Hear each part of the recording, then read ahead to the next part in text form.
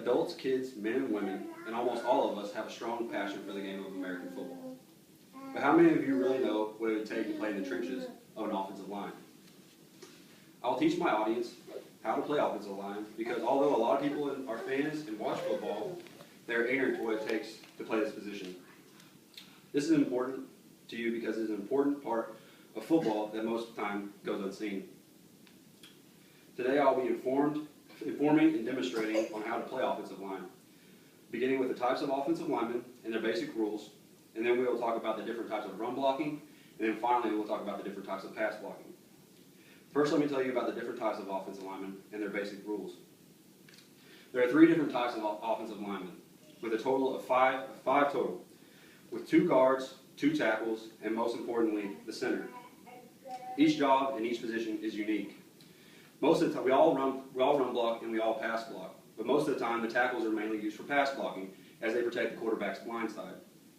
The guards, more heavy set, more powerful, are usually used for run blocking, and the center, they can do it all.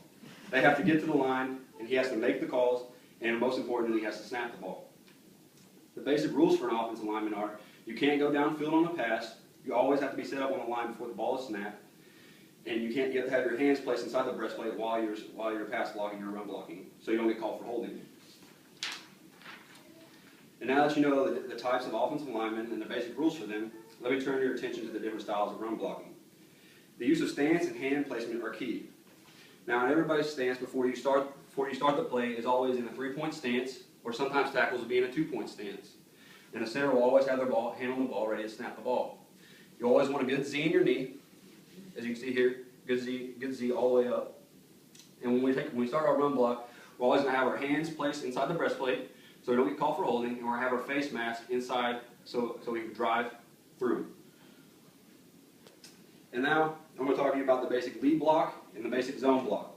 Now in a lead block, you're blocking a specific man. So when you get down on your lead block, and when the ball's snapped, you're going to take your first step and you're going to follow through and you're going to lock on the man that's in front of you. And now in a zone block, you're blocking an area, not just a man. So you can go either way, left or right. So you're going to open up, you're going to come with the other step, and the first man that crosses your face, that's who you're blocking. Now we're going to talk about basic combo blocks. Me as a center, I'm usually combo blocking with a guard on either one of my sides. So I'll get my stance, I'll snap the ball, I'll lock up with my guard on my opponent, and I'll drive back and I'll lock on to another linebacker. Now that you know the different styles of run blocking, let's finally look at pass blocking. First off, I'm going to show you the proper stance for pass blocking. It's a little different from run blocking. When the ball is snapped, you don't have as much, you have still a little bit of bend in your knee, but it's not so much Z. And you have to have your chest back and out of the hole so you can keep you away from your opponent. And your hands are always right here ready to punch. Now, hand punch and placement is key. You don't want to get beat in the hand battle with a defensive lineman. So you got to sit back, wait, and time up your punch so you can beat him and get your hands on the steering wheel is what we call it, so you can take him wherever you want to go. Now let me show you the different steps of pass blocking. There are a few different sets. It doesn't really change between different systems.